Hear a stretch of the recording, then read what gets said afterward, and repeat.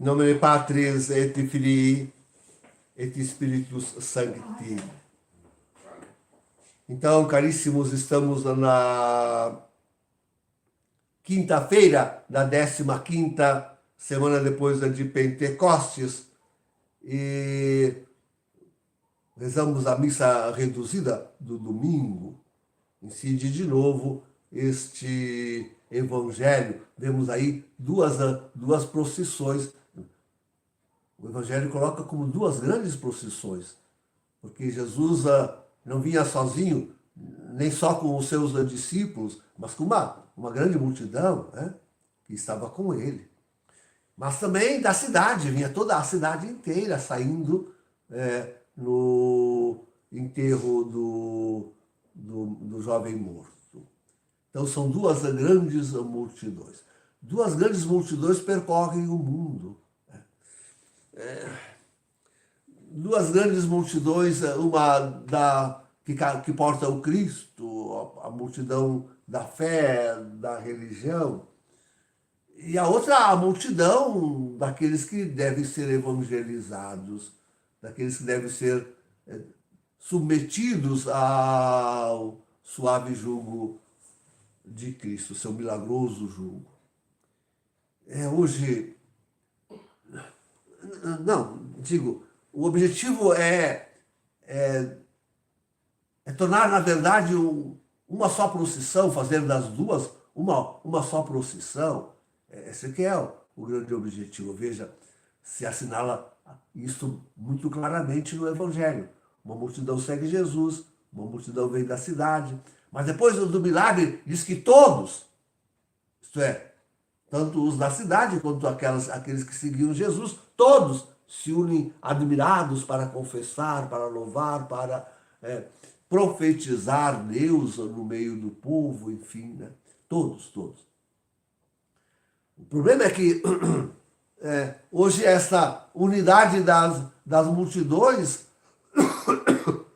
parece contradizer aquela do Evangelho.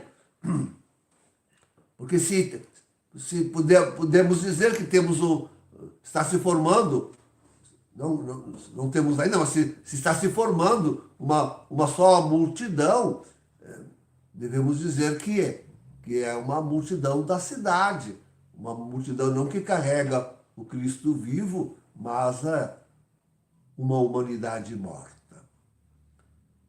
De fato, até aqueles que deviam estar na procissão com o Cristo, aquela multidão que devia estar com o Cristo, já não vive mais a vida no espírito de que fala o apóstolo na epístola. A sua própria igreja, esse é o mais aterrador de todos, é pensarmos que a própria igreja católica, a única de Cristo, está se misturando, ou está misturada, e até está capitaneando essa multidão que não carrega o Cristo consigo. A realidade é brutíssima, porque a seguir as profecias evangélicas, aquelas que não podem ser dediversadas, não podem, precisam cumprir-se, vão cumprir-se, a seguir as profecias antigas e bíblicas e extra-bíblicas, de fato, a própria igreja vai louvar a Lúcifer, vai substituir o Cristo, que devia estar consigo por Lúcifer, e num culto falso, porque querem a todo custo. Parece que o último capítulo, se começou pela família, como diz a profecia, vai terminar na Eucaristia. O último grande objetivo é anular a validade da missa e transformá-la no culto luciferiano. Então, essa multidão que se forma, essa multidão única que se forma, ao parecer, não é mais daquela que porta o Cristo, mas a da cidade, aquela que porta o morto. O morto. Neste mundo que se parece que parece destinado a se autodestruir, né? Uma igreja que se autodestrói, uma humanidade que se autodestrói. Sem o Cristo é isto que acontece. E nós, queridos, nós olhamos para essa promessa do Evangelho de hoje. Todos, isto é, as duas grandes procissões, aquela que tem o Cristo, né, que está reduzida a pouquíssimos, né, que guardam a verdadeira fé católica. E nós nos sentimos cada vez mais menores, cada vez mais sós, quando nós assistimos certas coisas na igreja remanescente, como essa agora última de Domínio Nutella, querendo se tornar, se aclamando como Papa. Né? É um horror o que acontece. Então, parece que diminuímos cada vez mais. E nós precisamos continuar olhando para essa promessa do Evangelho, de que haverá ainda a reunião, mesmo daqueles da cidade, e mesmo daqueles que seguem o Cristo, sejam os seus discípulos, seja uma multidão. Né?